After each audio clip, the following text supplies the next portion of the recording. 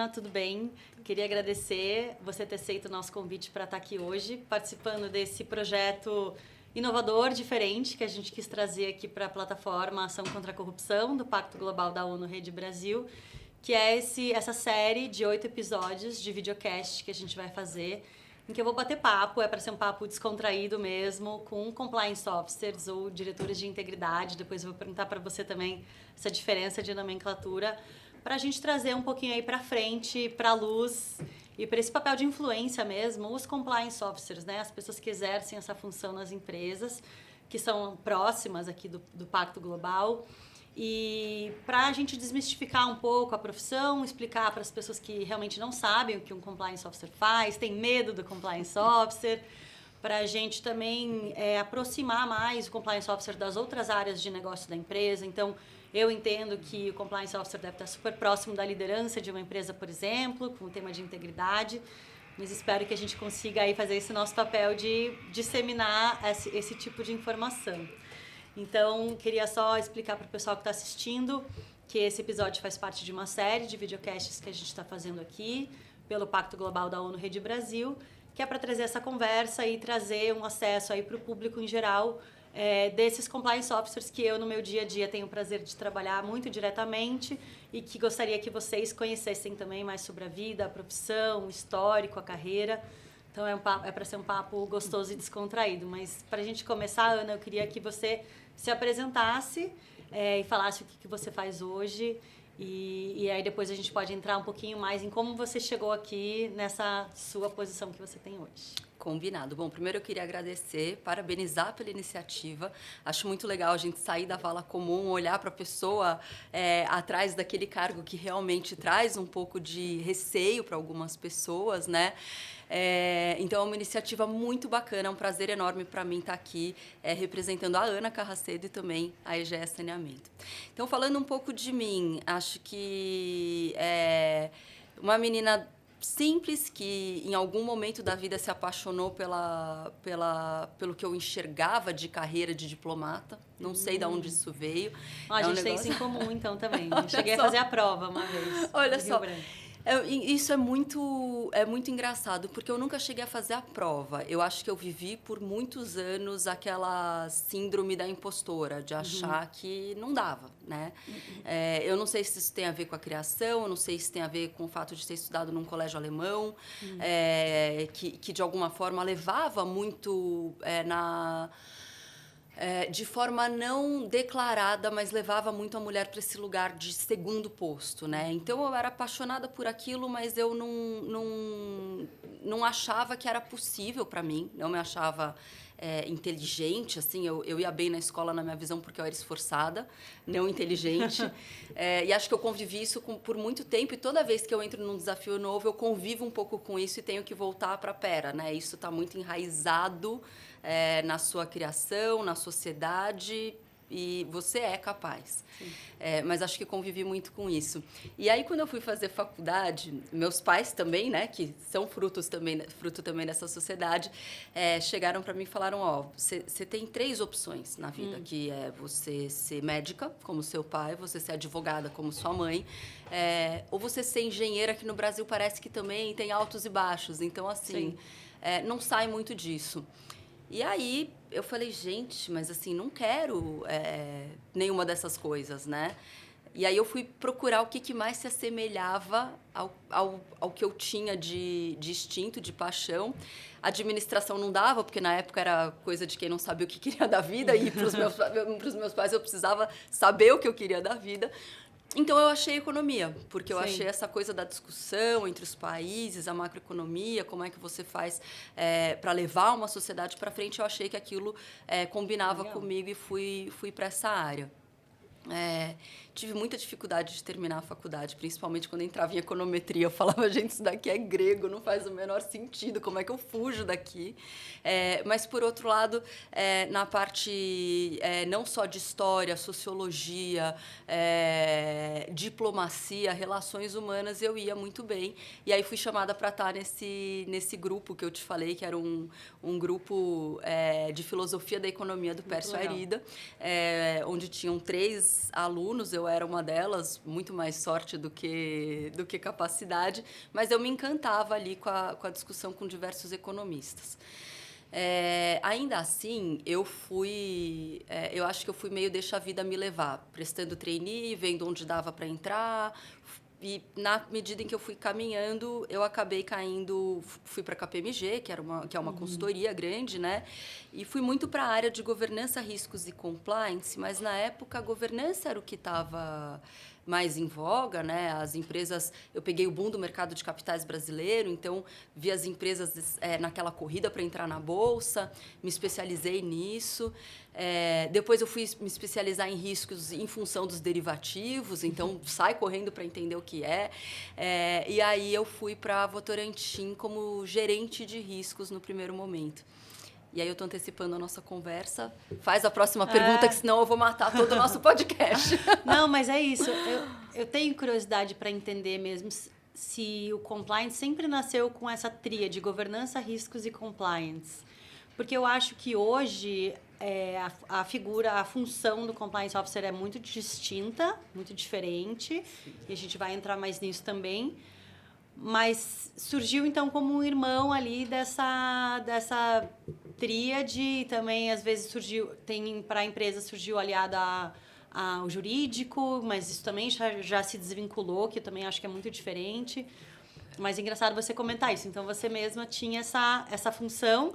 E como que você acha que foi disso para diretora de integridade? Que eu acho esse cargo lindo, o nome é maravilhoso. Essa também é uma história muito boa. Eu peguei aquele comecinho do compliance, que era regulatório com Banco Central. Então, as empresas, principalmente os bancos, contratavam para você fazer toda aquela parte regulatória que precisava ser enviada para o Banco Central. Então, era um compliance muito by the bookzinho. Então, ele flertava ali com a área de controles internos, menos com auditoria e menos com riscos. E aí, teve o advento da Lava Jato, Sim. que foi onde o bicho realmente pegou. Muitos advogados entraram em função da legislação, mas eu realmente entrei um pouco antes, né? Quando eu fui para a Votorantim, eu já tinha essa experiência do GRC, mas fui como gerente de riscos. E aí, 3 meses depois, meu antigo chefe, João Miranda, falou: você vai ser promovida a Head Global na Votorantim Cimentos, mas você só vai se você levar compliance junto. Então, olha a fala. Naquela época ainda era uma coisa meio, olha, você vai para riscos, que é tomada de negócio na veia, estratégia para o negócio não minguar, para tomar as melhores estratégias, e compliance era muito visto como freio de mão. E eu lembro dele me falar essa frase, né? Você vai ter que conviver com esses 2 chapéus, entre tomada de risco, porque é bom para o negócio, e o freio de mão que você vai ter que puxar nas horas que forem importantes, porque o compliance vem crescendo. Isso foi 2013, não tinha Lava Jato ainda. Lava Jato, a lei anticorrupção ainda era um projeto, não era nem lei ainda, então eu acompanhei também essa concepção. E aí peguei o boom da Lava Jato já nesse cargo de Global Head de riscos e compliance.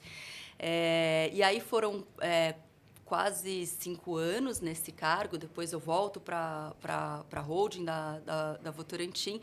E aí acho que tem um dos melhores episódios da minha carreira, que eu já vou antecipar também, que foi... eu estava 5 anos no cargo e não tinha ninguém acima, né, com o cargo de Chief Risk and Compliance Officer. Eu falava, gente, por que não pode ser meu?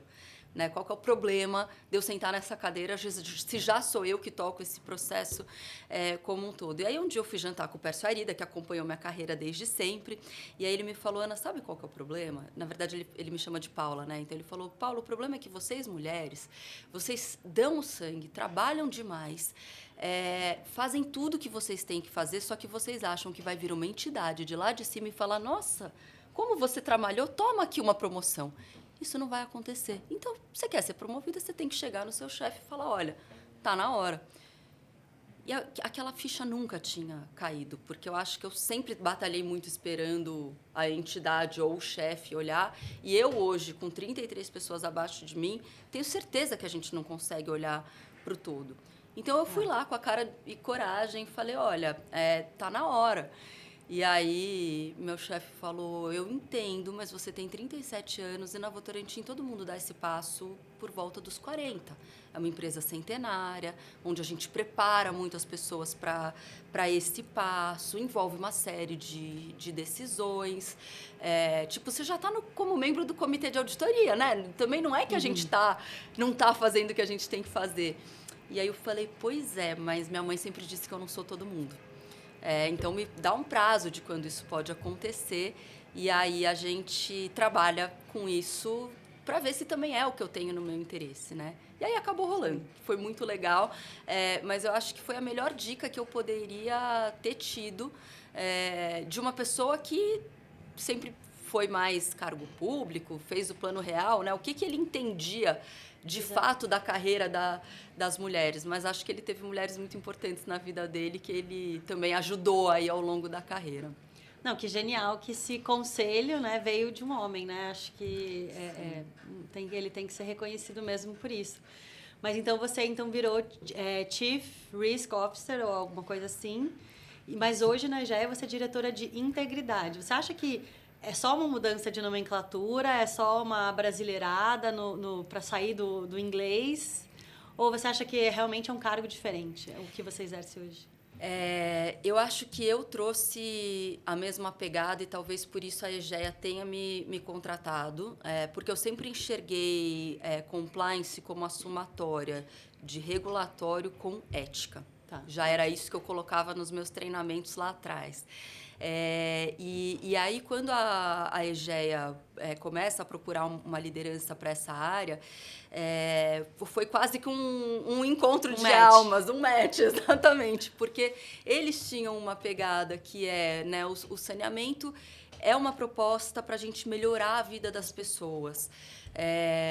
E eu tenho como visão de integridade que se a gente não trabalhar a ética das pessoas, ela não vem de berço. A gente não pode assumir que isso vem de berço. Então, ela precisa ser trabalhada. E não tem compliance sem ética. Como não tem ética sem compliance. Então, eu já enxergava essas duas coisas muito juntas. Mas o fato deles terem uma diretoria de integridade, que reportava já na época para o Conselho de Administração, procurando essa pegada de como que a gente leva a ética para a casa das pessoas, me deu um estalo que foi se a gente leva água, que é muito mais difícil, por que a gente não consegue levar a ética? Sim. E aí acho que junta essa história de uma empresa, uma adolescente, inovadora, uma das poucas empresas que conseguiu subir o morro, a favela, e a gente não pode falar comunidade porque eles gostam que a gente chame de favela, mas uma empresa que conseguiu subir a favela levando água. Então, acho que a gente tem muita coisa ainda para trabalhar juntos nesse sentido, mas eu vejo a integridade nesse sentido. A gente não está falando de compliance para grandes empresas, a gente está falando de como fazer o que é justo e o que é melhor para a sociedade e fazer de uma forma que seja ética, que seja boa para todo mundo, né? Não, acho que o papel realmente cresceu, tomou essa robustez. Hoje a gente vê as diretorias, né, as grandes empresas, pelo menos com essas diretorias de integridade. E eu acho realmente o nome lindo. E você, para você sair da faculdade de economia para a diretoria de integridade, você buscou outros cursos e outras capacitações no meio do caminho? Porque, assim, falar de ética é super complicado, né? Eu acho que eu que fiz direito é uma temática que está muito próxima também, ali justiça, ética, moral. A gente tem todas essas aulas de sociologia, filosofia no início da faculdade, mas às vezes as pessoas que falam desse tema também vêm de outra formação, né? Então, sei lá, sociologia, filosofia mesmo. Então, como que você fez para conseguir navegar nesses dois mundos? Eu acho que, né, se a faculdade de economia tivesse só o lado do pensamento econômico, da construção da sociedade, né, de quais são as políticas que você adota para ter uma sociedade melhor, eu teria tido muito mais facilidade, porque esse era o lado que eu dominava. O lado da conta, realmente, né, da matemática ali, em si, ele era o mais difícil para mim. E ele seguiu me perseguindo na vida até eu assumir que aquilo tinha que entrar e ponto, né? Então, para riscos, eu fiz MBA em finanças e tive que assumir que finanças fazia parte da minha vida. Hoje eu agradeço. E para essa parte mais filosófica, Acho que, assim, tive que ler muita legislação, muita lei. Tive que me especializar fora da faculdade, nesse caso. Apesar de eu ter feito uma especialização na NYU em Nova York, específica em Integrity Compliance, que já estava unindo ali as duas coisas. E acho que o curso do Pércio, né? O grupo do Pércio de Filosofia da Economia me ajudou, mas quem me ajudou muito foi uma pessoa que eu admiro muito, que trabalhou comigo. Ela era trainee na época na Votorantim, ela era socióloga, e ela me ajudou a ter um pensamento sociológico muito mais estruturado. Então, quando a gente ia olhar para as comunidades no entorno, para o respeito que a gente precisava ter, para os riscos da gente se comunicar de forma equivocada, os riscos da gente não assumir a nossa responsabilidade com aquelas comunidades. E toda... eu me arrepio quando eu falo, mas toda a força que ela trazia para aquele discurso, eu acho que me ajudou muito também a viver isso dessa forma. E aí, como eu falei, a Egeia foi aquele match, porque ela traz isso na sua missão e traz isso também no cargo. E eu acho que eu vejo muitos escritórios que esperam a Lava Jato voltar para começar a falar de compliance de novo, né? Eu vejo alguns escritórios que eles meio que entenderam que não vai ter nenhuma investigação, porque o custo pessoal tá muito alto para quem quer que seja, e aí meio que espera o pêndulo voltar. E eu acho que não deveria, né? Acho que principalmente o direito está tão próximo de trazer esse ponto de integridade nos negócios, que eu acho que todo mundo deveria buscar. E aí eu acho que eu tive muita sorte também de trabalhar com grandes lideranças que me trouxeram para isso, de ter a possibilidade de fazer esse curso na NYU, que foi pago pela companhia que eu estava na época. E sempre flertei ali com a vontade de fazer uma faculdade de Direito. Aí eu tive filho e vi que ainda não dá, mas quem sabe chega lá pelos 60 anos, né? Aquela história, né? Eu fiz Direito, entrei com 17 anos, mas se eu pudesse fazer de novo agora, a gente aproveita muito mais, né? Exatamente. Eu era uma pessoa também, não tinha nenhum advogado na minha família, ninguém nunca fez Direito. Eu fiz assim como, deixa eu ver o que é isso daqui, me apaixonei, por sorte, né? Mas, eventualmente, posso me desapaixonar, mas eu fiz mestrado, penso em fazer um doutorado logo, mas se eu pudesse ter a graduação novamente, seria outro proveito, né? Mas, enfim, aí a gente vai entrar numa outra seara aqui. É verdade. Mas você falou, Ana, de trabalhar com essas grandes lideranças, assim, sempre, né? Começando ali na sua faculdade também e tudo mais. É difícil hoje defender a área de integridade, de compliance, por esse ambiente mais incerto que você estava comentando, esse pêndulo que a gente parece que sempre vive no mundo do compliance. Às vezes ele é mais importante, às vezes ele é menos. E sabendo que agora a gente está numa fase talvez menos, como você tem que sempre defender a área, olha, é importante, eu preciso estar aqui. Porque, assim, eu já escutei até que tem empresas que estão abrindo mão do cargo de compliance officer, né? Então, é uma defesa constante ou você acha que as grandes empresas, como a Egeia, já sabem que isso é inegociável e você pode pensar em outros problemas ao invés de defender ali a tua posição? Sim. Eu vi esse pêndulo, né? Como eu comecei nessa área em 2006, eu acho que eu vi o pêndulo para aquilo que... Eu vou falar mais do GRC, porque, no final, esses pêndulos estão sempre atrelados ao C do compliance. Então, eu vi a SOX entrar por um problema de fraude gigantesco, que a gente está falando da integridade nos negócios. Aí você cria um monte de controles, então o pêndulo vai para um lado. Sim. Aí a gente entra numa época um pouco mais de bonança, que o mercado de capitais pega, e aí o pêndulo da SOX fica um pouco mais embaixo, apesar dele ser regulatório, então ninguém abandona, mas não se investe mais tanto quanto investia, e sai numa corrida para o mercado de capitais. Aí passam alguns anos, entra a Lava Jato, então segue o pêndulo de novo. Aí sai a Lava Jato e tem muito o que a gente vai ver agora do compliance ambiental e social, né? Porque a gente tem essa discussão dos direitos humanos que é muito rica, mas que os negócios não conseguem entrar nela se a gente não fizer uma série de controles e de treinamentos e de prevenção. Então, acho que a gente vai estar sempre nesse pêndulo. É triste porque, de fato, o que eu vejo no Brasil é que, pós-Lava Jato, muitas empresas tiraram o investimento da área completamente, então juniorizaram a posição, tiraram uma série de recursos.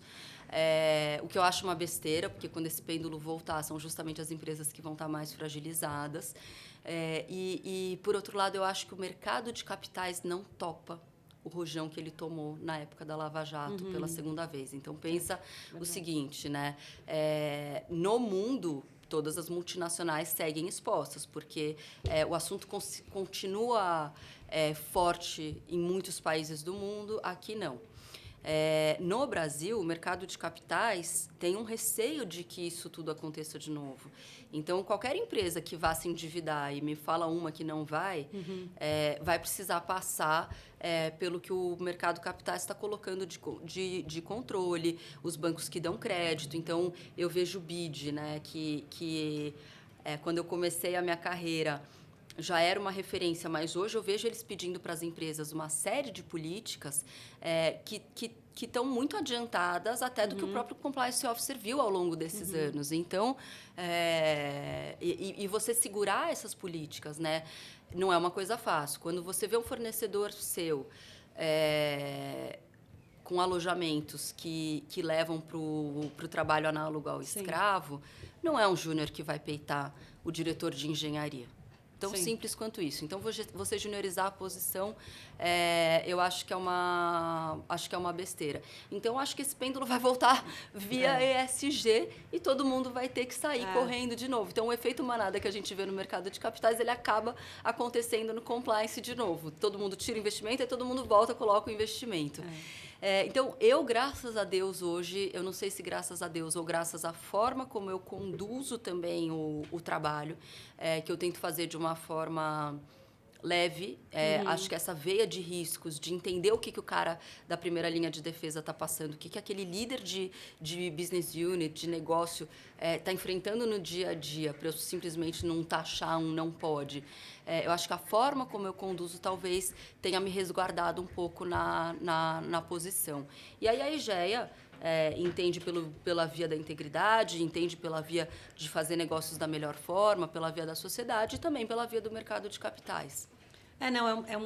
Foi uma ótima resposta, porque assim, não era o que eu estava esperando, porque é uma visão de economista, né?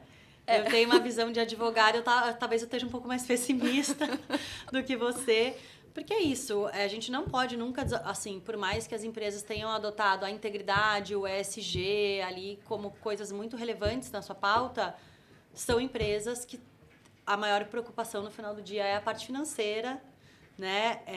Onde vai comandar o desenvolvimento ou a quebra de uma empresa e tal. Então, realmente a gente também associar o compliance, assim, eu estou te ajudando na tomada de decisões estratégicas, eu estou garantindo que a empresa consiga ter um futuro saudável, né? Então, tem muitas pessoas que eu acho que devem perguntar para pessoas que estão com uma dificuldade de manter a posição, assim, pô, isso está me dando lucro? Isso está me dando dinheiro? Qual que é o faturamento que uma área de compliance dá? Ou seja, eu vou investir numa área de compliance, mas isso me dá retorno? E é muito difícil de fazer esse cálculo, eu pelo menos nunca encontrei nenhuma pesquisa que consiga fazer esse cálculo, porque você está, na verdade, evitando perdas, né? Evitando prejuízo. E isso é incalculável, porque é algo que é um risco que você iria correr, né? Então, eu acho que realmente ir para esse lado do financeiro é importante. Eu também já ouvi muito que o ESG é uma onda que passou, que não é mais importante, mas a parte financeira das empresas vai sempre ser. E aí a gente também não deve esquecer que com outro chapéu de consumidor, cliente, que é o que a gente deve cobrar das empresas que a gente quer, né, comprar algum produto, contratar algum serviço. Então, também isso é muito importante, né? Exato, exato. Eu acho que a veia economista ajuda. Eu acho que na minha carreira eu tive pessoas também no time muito boas em fazer cálculo. Eu lembro uma vez eu explicando para o meu pai o que eu fazia, cirurgião plástico, médico, essa era uma pergunta que eu fiz. A sua filha é muito nova ainda, mas eu faço para os compliance officers. Como é que você explica para o seu filho o que você faz? Mas no seu caso pode ser os seus pais também, porque não é tão fácil de explicar. Não, é zero fácil. E para minha filha de 3 anos, eu acho que eu nem tentei ainda. Não precisa. Mas eu lembro de passar a vida inteira tentando explicar para o meu pai o que eu fazia, né? E uma vez eu peguei uma conversa dele falando com um amigo médico dele, e aí ele falou, nossa, Ana Paula trabalha muito, trabalha nessas grandes empresas, nossa, muitas horas de trabalho, viaja o mundo, conhece muita gente, mas olha, eu vou dizer, eu acho que o que ela faz é avisar que vai dar merda, entendeu? Tipo isso, né? Então eu achei a resposta boa, e eu acho que essa é muito da forma como eu coloco também. Vamos discutir os cenários para a gente estar preparado para eles.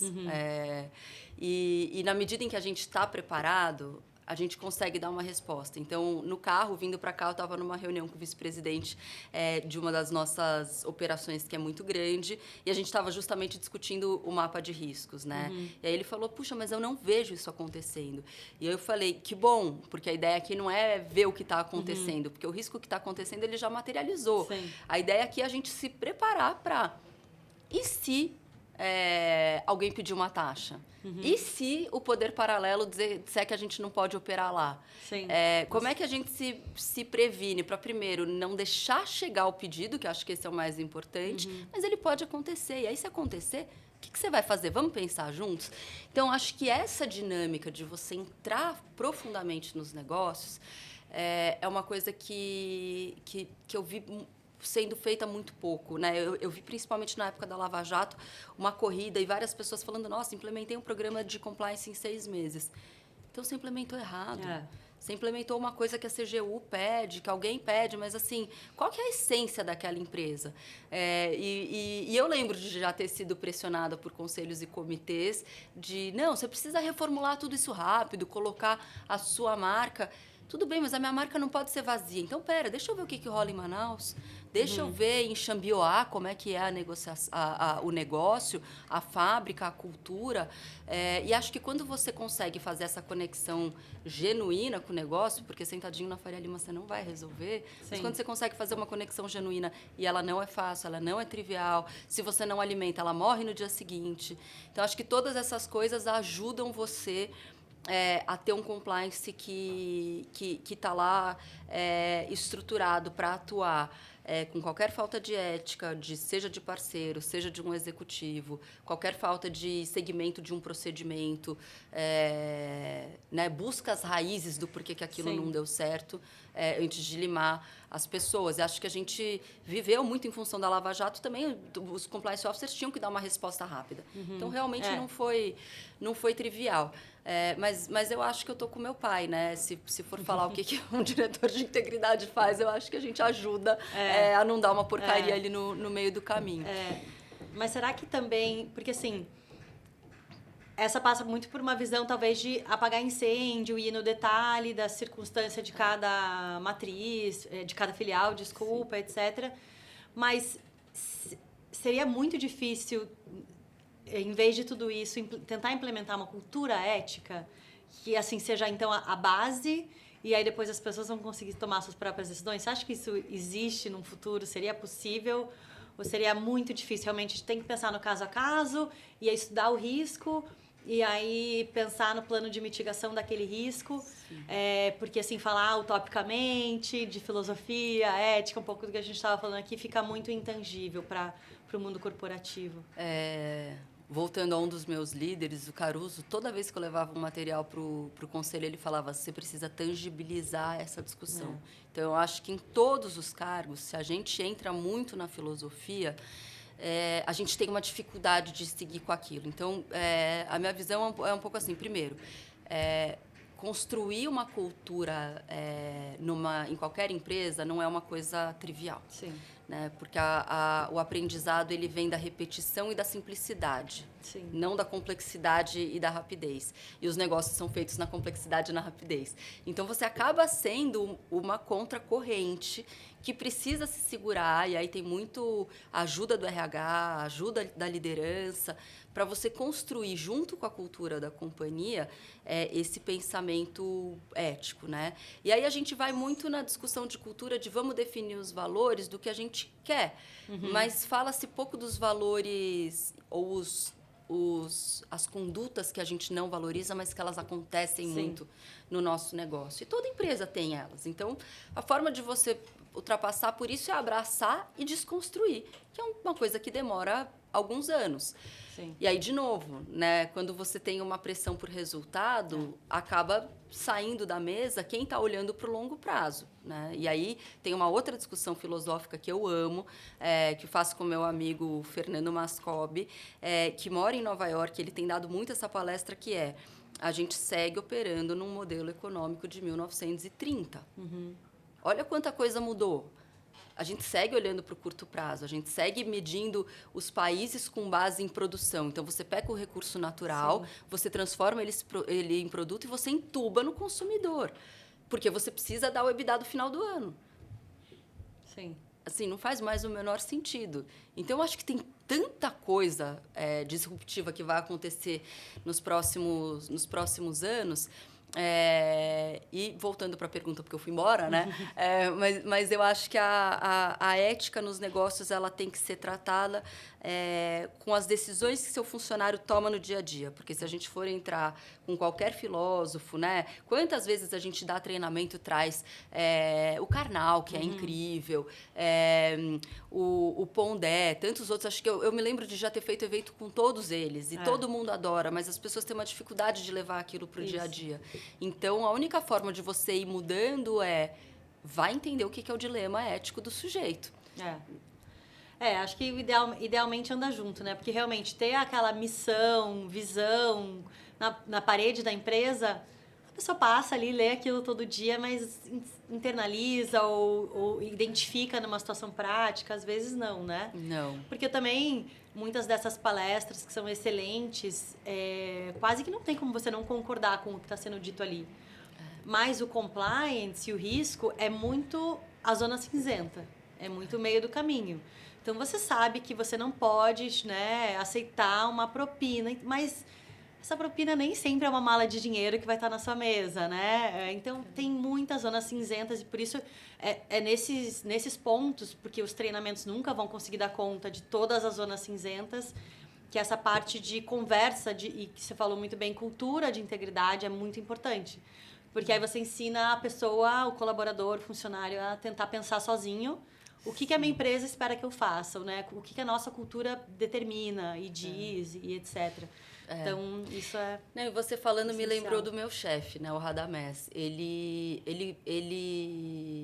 Eu nunca vi uma pessoa tão paciente e genial ao mesmo tempo, porque ele conduz a diretoria dele inteira toda segunda-feira para um pensamento que vai além do quadrado que aquela pessoa está.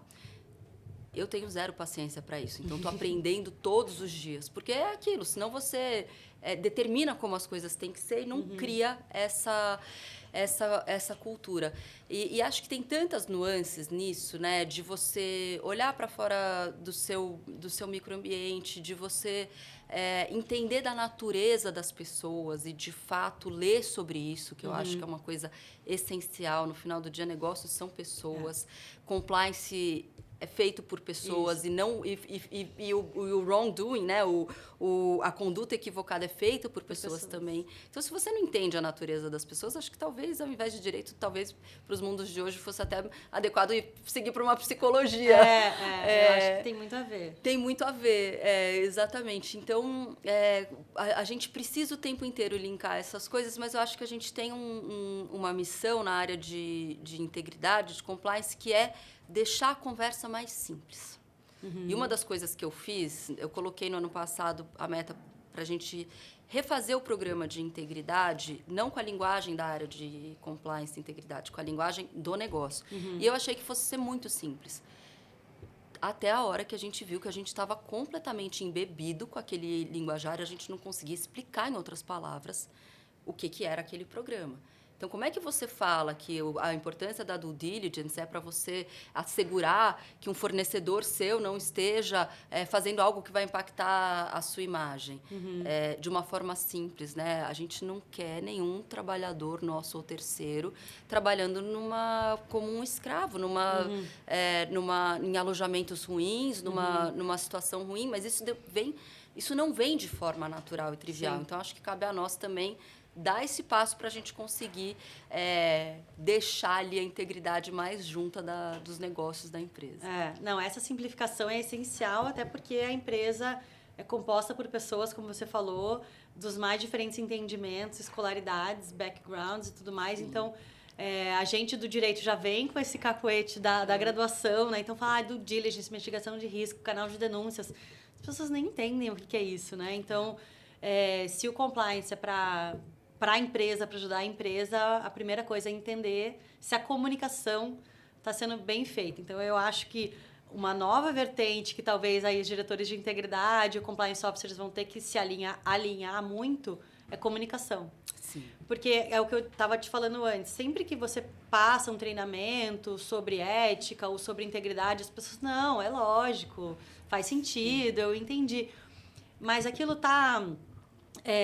no dia a dia da pessoa, está sendo comunicado no sentido de como que aquilo se conversa com a atividade da pessoa e não é só um papel que está ali na gaveta, né? Uma política bem escrita e que todo mundo no dia saiu inspirado do treinamento. Nossa, faz todo sentido. Aí já no dia seguinte não lembrava de mais nada, né? Então, eu acho essa questão da comunicação para os dias atuais, quase tudo, eu acho que tem que passar muito por uma comunicação clara, sim, e transparente, direta.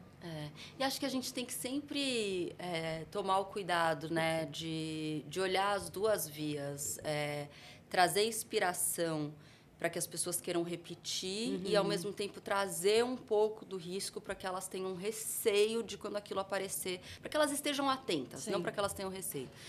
Um dos treinamentos que eu fiz foi o que mais me deu trabalho, mas acho que foi o melhor. Ele foi um treinamento 100% pegadinhas. E qual que era o objetivo? Não era... A pessoa, ela provavelmente ia errar, mas eu queria mostrar para ela que o óbvio pode te levar para a cadeia. Então, todo o treinamento foi feito de uma forma que a gente trazia situações do negócio com 3 opções de resposta e respostas muito na linha do estratégico, do vestir a camisa, do ser resolvedor de problemas, ser resolutivo, que são os pontos onde a pessoa pode se atrapalhar, né? Então, sim, eu sempre uso aquele estudo de Harvard, que de cada 10 pessoas, 2... no máximo, são íntegras, aquelas pessoas que são incorruptíveis.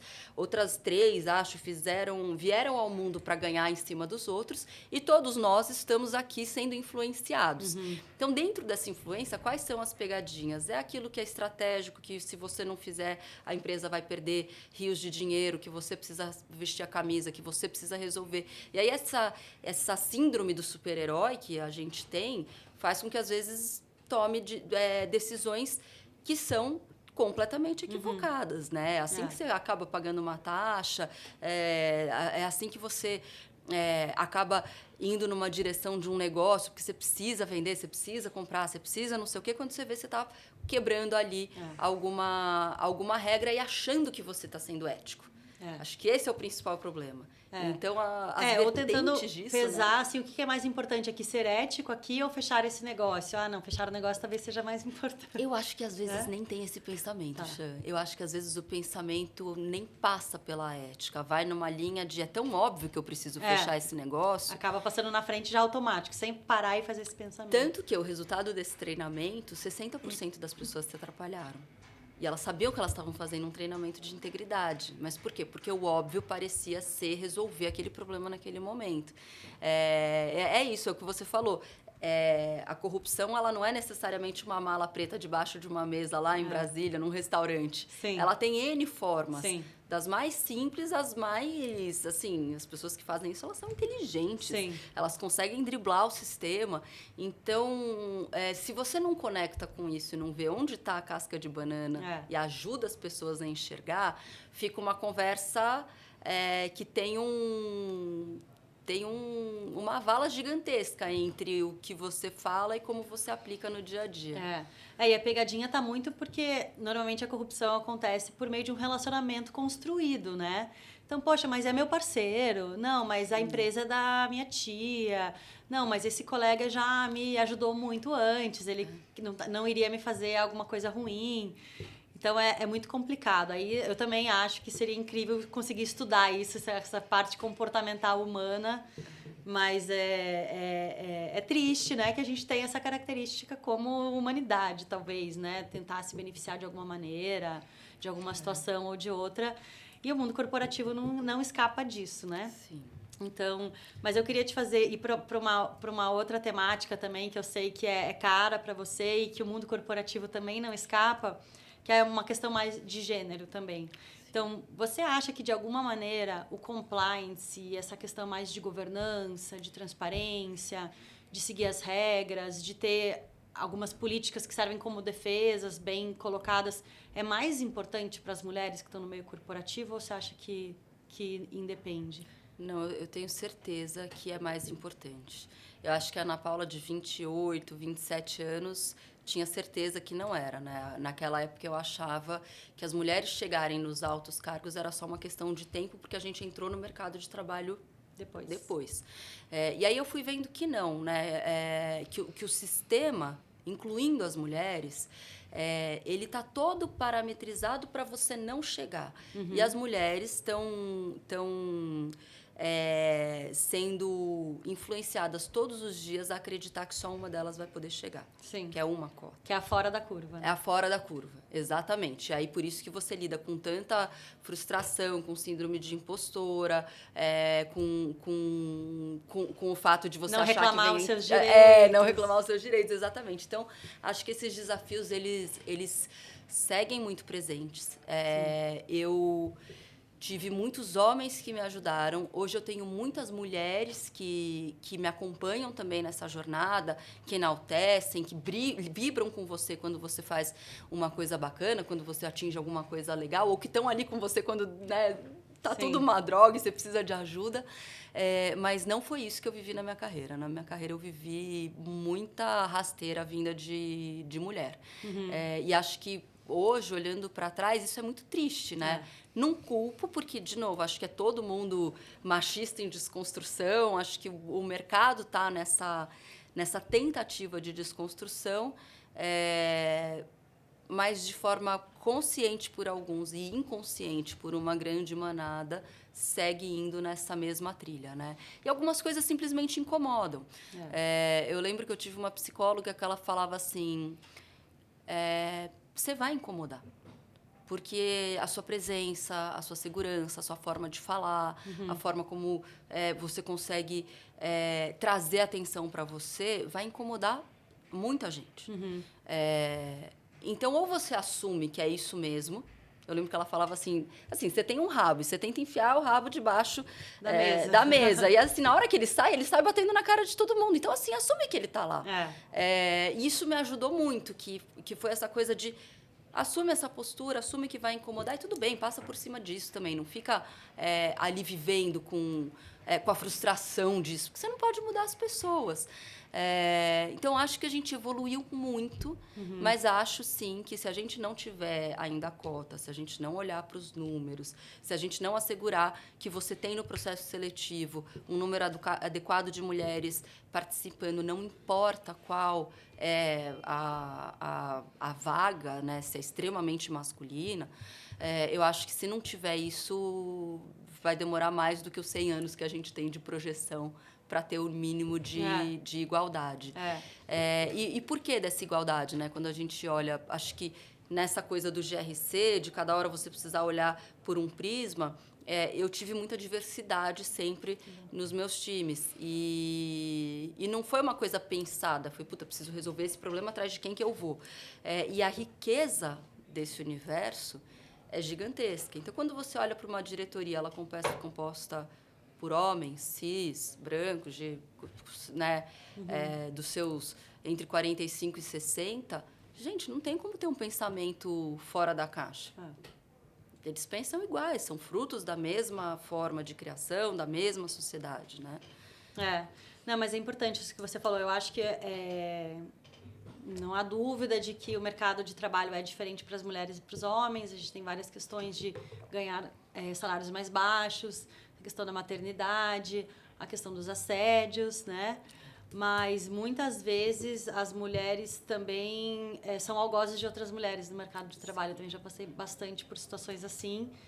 E é triste, né? Assim, você às vezes espera vir de um lado, mas não espera vir de outro. Então, eu acho que é importante também que nós, mulheres, reconheçamos o trabalho das outras. A gente sabe o quanto é difícil, a gente tem as mesmas dificuldades. Então, para a gente fazer dessa sororidade algo real, né? Sim. E não um discurso, assim. Acho isso bem importante.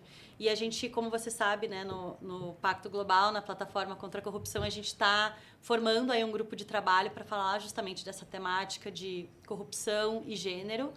Então, é óbvio que a corrupção afeta as mulheres de maneira diferente, existe até a extorsão sexual, né, envolvida nisso.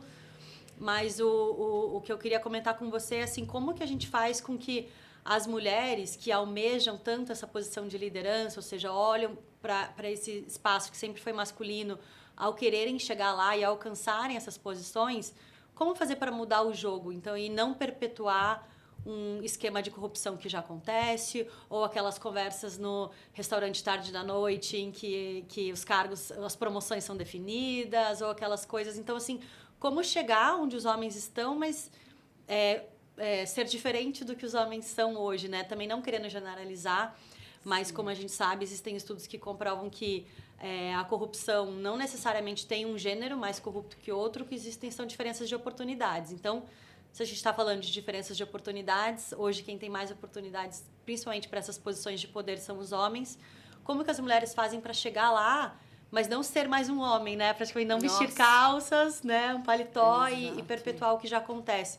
Ao mesmo tempo, acho que quero escutar de você como que você pode encontrar aí uma solução para a gente navegar nesse mundo, mas também não colocar responsabilidade na mulher de ser também a pessoa incorruptível, perfeita, ética, né? Assim, a gente também não pode carregar várias mochilas com a gente. A gente tem que mudar uma realidade que é ruim, porque os números de corrupção estão aí, mas a gente também tem que tomar cuidado para não trazer várias responsabilidades nas costas, porque senão a gente vai estar sempre sofrendo mais, né? Vou fatiar em algumas respostas. É capaz que eu me perca na primeira, porque eu falo pra caramba, mas depois eu volto. Não, mas a pergunta foi longa também. Acho que, primeiro, corrupção e gênero. Eu acho que, assim, tem uma coisa da nossa natureza que a gente toma menos risco. Sim. E que a gente busca uma forma de resolver as coisas mais no diálogo. A gente tem um pouco mais de diplomacia. Então, eu não acho que só para corrupção, mas acho que para liderar o mundo, liderar organizações, você tem que ter pessoas que façam um contraponto, né? Então, acho que não somos necessariamente mais éticas pelo gênero, mas acho que temos naturezas que são importantes para trazer esse pensamento. E aí, nesse sentido, é muito difícil se você é a única mulher dentro da sala. Sim. Né? Que é a primeira casca de banana. A segunda casca de banana se você tentar ser um deles, você sempre vai ser o fraco deles. Então, mantenha a sua natureza. Porque é a única forma de você se manter forte no que a gente chama ali do tanque dos tubarões, né? Seja uma tubarão fêmea que sabe se impor, mas que segue tendo a sua forma de conversar. E eu acho que uma coisa que é muito importante a gente nunca vai estar no bar na hora do chopp ou no uísque fumando charuto. No futebol. Nem no futebol. E esses lugares são lugares, para não falar lugares piores, mas são lugares que as decisões são tomadas. Sim. Então, você tem que encontrar e contar com a ajuda de outras mulheres e de outros homens também. Você tem que encontrar uma forma de entrar nesse diálogo que seja diferente. Né? Então, eu costumo mapear como meus chefes gostam de falar de assuntos que, no meu caso, geralmente são ruins. Então, eu falo rápido, eu uso 5 minutos, mas eu faço aqueles 5 minutos serem minimamente prazerosos, engraçados, trago alguma notícia boa junto. E acho que isso não é mudar a sua forma, porque se fosse com uma mulher, acho que eu faria a mesma coisa. Eu tentaria me adaptar ali à forma como ela gosta de decidir, para que eu seja mais ouvida, para que aquilo que eu estou batalhando por tenha mais sucesso, tenha, né, mais chance de sucesso. Então, eu acho que é um pouco nessa linha. E aí, o terceiro ponto da minha resposta é: mulheres, a gente não precisa de mais treinamento.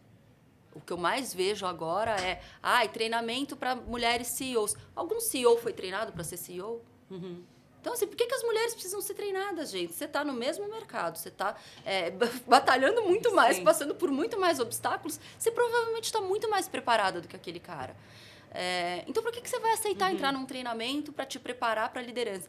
E o que eu recebo de coaching querendo falar comigo, gente querendo me vender serviço, curso para C-Level, mas eu já sou C-Level. Me traz um curso de outra coisa. E assim, zero de arrogância, mas por que você quer me dizer que eu preciso de um curso para sentar na cadeira que eu já estou sentada há alguns anos? Sim. Curso um curso para espelhar aquele C-Level homem que está lá fazendo do jeito, entre aspas, muitas aspas, certo, né? Exato. E assim, você partir da prerrogativa que você precisa ter um curso para transformar mulheres em CEOs é uma prerrogativa que eu tenho certeza que quem faz não pensou dessa forma. Sim. Mas você está excluindo e você está colocando nas mulheres que elas não estão preparadas para. E elas estão. Então, eu acho que os movimentos que eu fiz na minha carreira, eles nunca foram fáceis, né? Minha mãe sempre falou que eu não era todo mundo. Aquilo era um movimento arriscado, mas ele era verdadeiro. Teve uma outra empresa que eu trabalhei que estava com um problema gigantesco para resolver, todo mundo apavorado. E eu cheguei no meu chefe na época e falei, eu acho que eu vou conseguir resolver, mas você vai me prometer uma coisa. Ele falou o quê? Eu falei, se eu resolver, eu quero equiparação salarial ao C-Level, porque a bucha é grande e ela está saindo de mim. E ele falou, nossa, mas se resolver isso, eu topo amanhã. Resolvi. No dia seguinte, ele entrou com um pedido para fazer equiparação. Pois é. Que não equiparação. E eu me senti, assim, a pessoa mais cara de pau do mundo por fazer essa solicitação.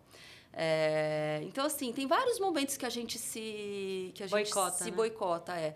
Quando eu saí da Votorantim, a mesma coisa. Eu estava pronta para sair, ir para um novo desafio, numa empresa que eu não vou falar o nome, mas que precisava fechar um acordo de leniência. Uma parte do compliance que eu não tinha, uma experiência que eu precisava ter. E aí eu descobri que eu estava grávida. E aí eu falei, gente, descobri que eu estou grávida, não vou. Eles falaram, como assim não vai?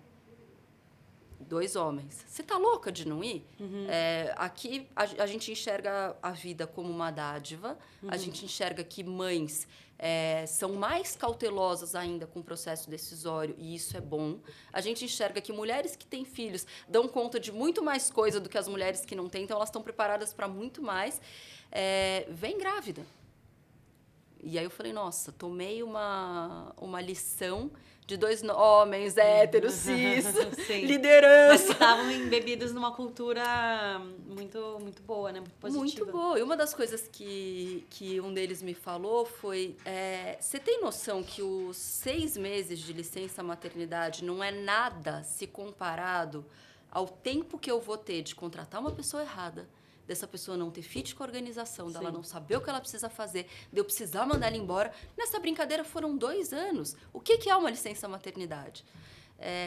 E eu fiquei tão animada que eu mal... Assim, eu saí de licença, exerci os meus 6 meses, mas eu ficava ligando pro meu time, gente, o que está acontecendo, né? Não me deixa de fora das principais decisões, dos principais acontecimentos, porque dava prazer estar naquilo. E a tecnologia permite. Então, assim, se permita ser você. Eu ia te fazer essa pergunta também. Como que você faz para equilibrar aí vida pessoal, vida profissional? Se você acha que hoje está melhor do que já esteve, acho que ainda tem avanços, né? A gente está falando aqui um pouco de lei trabalhista, mas ainda podem ter mais. Mas mentalmente, você acha que consegue equilibrar bem? Porque a gente também vem de uma cultura, e eu comecei minha carreira nessa cultura, que é trabalhar, trabalhar, trabalhar, trabalhar. Isso mudou um pouco, talvez ainda não tenha mudado tanto. A gente tem uma preocupação maior com saúde mental, então você mãe... Também você consegue ter esse tempo e você acha que hoje o mercado tá com um olhar mais importante para isso? Ou, assim, também não vamos esperar vir do mercado, é a gente que tem que colocar as nossas regras?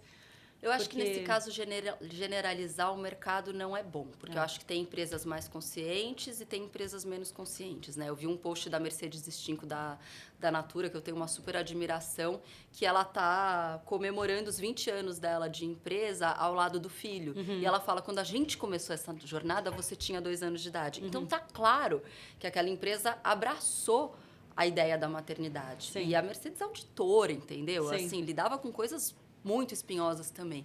Então, acho que a gente não pode generalizar. Acho que tem empresas e empresas, acho que também tem situações e situações. Esse é o ponto 1. Ponto 2, não acho que está mais fácil. Porque acho que nós mulheres também, assumimos esse papel de super-heroína e de vamos dar conta de tudo. E eu não dou. Toda semana algum pratinho cai. Seja em casa, seja no trabalho, seja com a minha família, seja com meus amigos, minhas amigas. Eu sempre fui baladeira, sempre amei ver minhas amigas. Estou super em falta, por exemplo. Então, acho que a gente não tá. E eu lembro de uma amiga da época da escola, a Paty Cardim, hoje é diretora, CEO da Belas Artes. E quando a gente tinha uns 16 anos, ela um dia me falou que ela estava muito mal e que ela pediu para a mãe um ansiolítico, um antidepressivo. E aí eu falei, sério? E ela falou assim, por que não?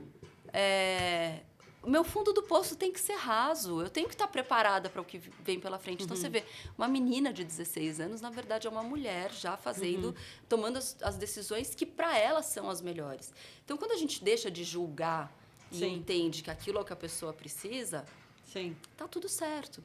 E eu lembro que um dia um CEO e um CFO me chamaram para um happy hour com o CEO e essas coisas eu sempre sei que não vai dar certo.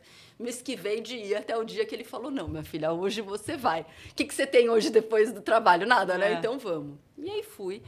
E aí, na primeira pergunta, eu já não cumpri com a cartilha do C-Level, né? Que a pergunta era, se existisse a pílula da felicidade, você tomaria? E aí eu falei, a pílula da felicidade já existe, ela se chama Frontal, e se eu precisar, certamente vou tomar. Porque é isso, a gente não dá conta de tudo 100% do tempo. Então, assim, não estou influenciando para que as pessoas tomem remédio, não é isso. Mas eu estou querendo dizer que, não, a gente não dá conta, a gente passa por momentos muito difíceis no casamento, na família, na carreira, no desafio da criação dos filhos ou do filho, na faculdade. O tempo inteiro a gente está passando por esses desafios e, de fato, aguentar tudo isso, tendo sanidade mental, não é fácil. Então, o Odair mantém a sanidade dele fazendo maratonas, exatamente. Exatamente. E qual que é o seu hobby, você acha? O que você usa para descansar a mente mesmo, assim? Às vezes, porque a maratona não descansa o corpo, mas ele diz que descansa a mente. Eu usei por muitos anos o Krav Maga, eu fiz 8 anos de Krav Maga com meu marido, que sempre foi um super incentivador da minha carreira, e ele também via que eu dava uma pirada. Então, sábado, 7 horas da manhã, a gente estava lá treinando. E aí, depois, com pandemia, filhos, a gente comprou um sítio, então é mais lá que hoje eu boto minha sanidade mental no lugar, né? Caminhada, no sítio, com os meus cachorros, é isso que traz minha sanidade mental. Definitivamente não é uma filha. Minha filha, ela tem 3 anos, ela é uma pequena tirana, ela é uma das que tira a minha sanidade mental e eu amo. Mas eu acho que hoje, numa outra fase da vida, é mais a caminhada, tá na natureza, assim. Eu tenho uma necessidade hoje de estar na natureza. Que bom. Não, porque isso que você estava comentando antes também, a gente não dá conta e a cabeça da mulher, assim, a gente está sempre numa situação, você falou aí desse jantar, bar, pensando em tudo que pode acontecer. É quase uma mente de compliance officer, gestora de riscos, assim. Então, eu posso ser eu mesma aqui? Eu posso trabalhar com essa roupa? Eu posso fazer esse comentário?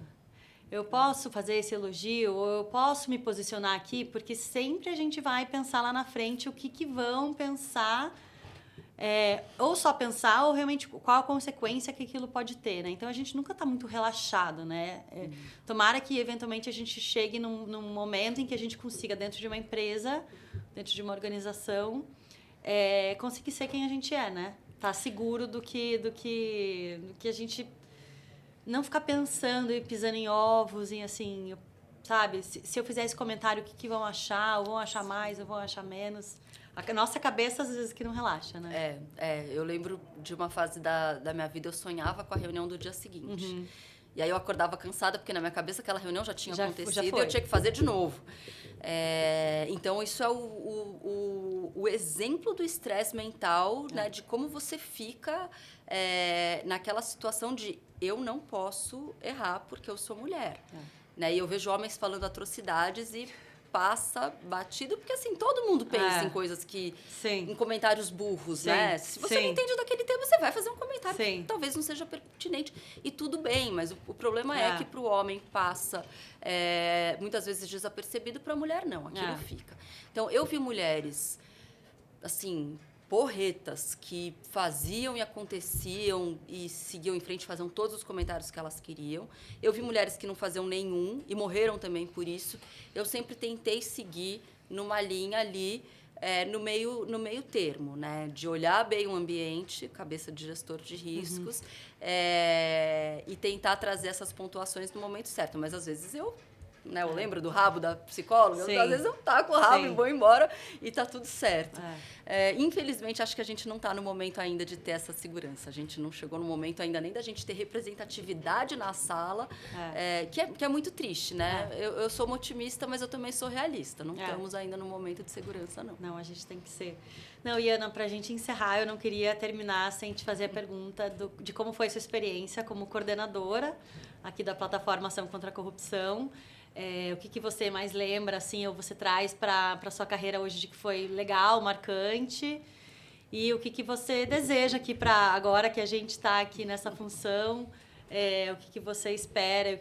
Uma dica que você pode dar para a gente continuar desenvolvendo esse trabalho da plataforma, que eu sei que quem está envolvido, como você e outras pessoas, têm um carinho muito grande. A gente toma muito cuidado desse filho, né? Que hoje está aos meus cuidados, mas já esteve sobre os seus, de outras pessoas. Sim. Então, eu queria escutar um pouquinho do que foi legal e marcante para você na época e o que você pode falar para a gente, para o futuro.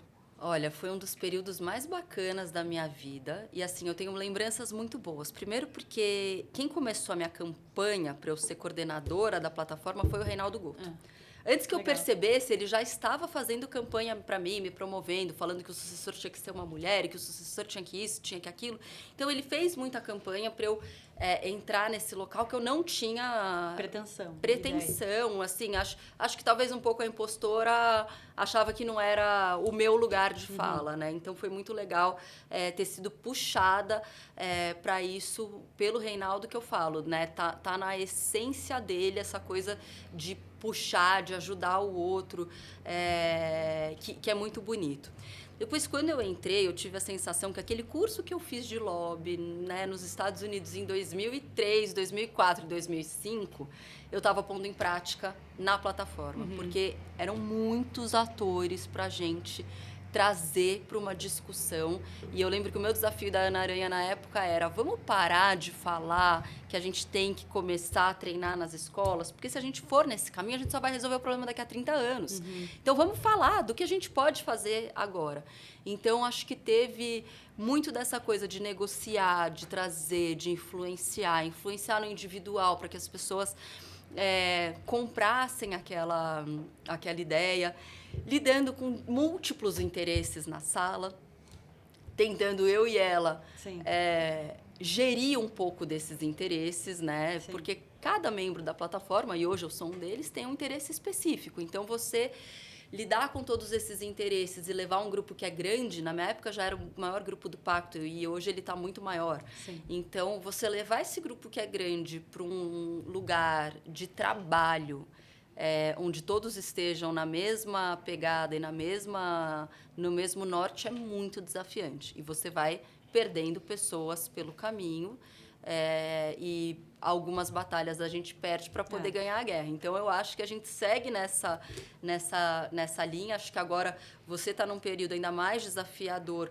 porque é isso, entre uma pegada de integridade, custo pessoal para os promotores, procuradores, tá alto, o assunto não está muito em voga em nenhum dos três poderes, então você tem ainda um grupo muito maior para gerir. Então, a minha dica peçam ajuda sempre que precisarem, porque acho que essa é uma forma de você influenciar também para que as pessoas estejam do seu lado numa missão que é belíssima, né? Eu acho que quando o João lá atrás me falou que eu só ia ser head global de risco se eu levasse compliance, eu não tinha ideia do presente que eu estava recebendo. E assim, eu falo, encontrar a tal da sorte dá muito trabalho, mas quando você encontra, você também é surpreendido com presentes, né? E eu acho que a gente tem a sorte de trabalhar num mercado, num setor onde você tem um propósito muito grande por trás. Que é um propósito muito maior do que um simples propósito de dar lucro, Sim. por exemplo, né? Então, acho que isso por si só já é motivante na largada. Ao mesmo tempo, os desafios são muito grandes. Então, aquela dose de vamos que vai dar certo, é um trabalho de formiga, mas vai dar certo, eu acho que ela é necessária. E aí eu fiz muitos amigos nesse período. Acho que foi o período onde eu encontrei aquelas mulheres que jogam junto com você, que batalham por você, que enaltecem, que te ajudam quando está num momento super difícil, né? Todas elas vieram muito dessa rede, né? Quando eu olho para a maioria, elas vieram muito dessa rede, mais do que dos meus antigos trabalhos, da faculdade, da escola.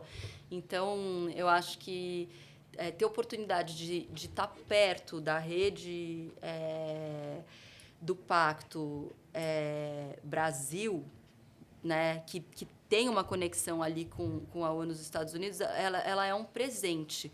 E esse presente só vai ser muito bom se você também se empenhar. Sim. Então, eu vejo pessoas que passam pela plataforma, se engajam um pouco, vão meio que ouvir, mas assim, a quantidade de material produzido que a gente tem, toda vez que eu preciso, né, que eu tô num dilema, que eu preciso ver como aquilo foi resolvido, tem um material desse no Pacto. Então, e assim, a gente não lembra de tudo, então volta, pesquisa, estuda.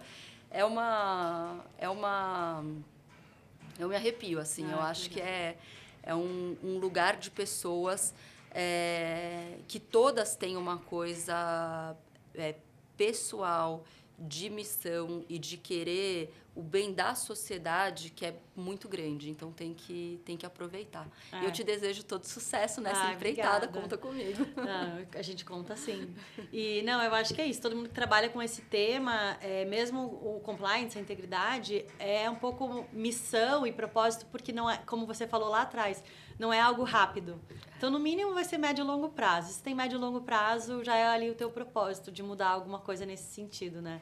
Não, eu agradeço super a sua participação e de uma maneira ou de outra, então, nessa função, você exerceu ali a função de diplomata, teve uma atuação na ONU, então você fechou um ciclo ali também, né? Do que você queria fazer lá atrás, menina, né? Exato. Pensando em ser diplomata. É bem diplomático mesmo. mas a gente consegue grandes resultados, grandes avanços, acho que muito com o poder das empresas que estão investidas na temática que a gente desenvolve. Então, o pacto não é nada sem essas empresas. E é assim que a gente vai conseguir mudar o jogo. Mas... E melhor do que o diplomata, né? Porque a gente não está exposto ao governo do momento atual. Então, acho que é isso. Tem uma beleza muito grande da gente conseguir construir coisas muito maiores. Então, assim, eu sou uma eterna apaixonada. Que bom, que bom. E a gente segue trabalhando juntas. Queria agradecer muito a sua participação aqui, aceitar nosso convite, esse papo que foi delicioso. Tenho certeza que todo mundo vai se inspirar ouvindo e que seja aí também inspirador para outras pessoas, meninas, meninos que queiram trabalhar nessa temática, nessa área, para vocês verem como é amplo. Tem uma advogada, tem um economista e a gente está no mesmo propósito aqui. Então, obrigada mesmo. Só tenho a agradecer.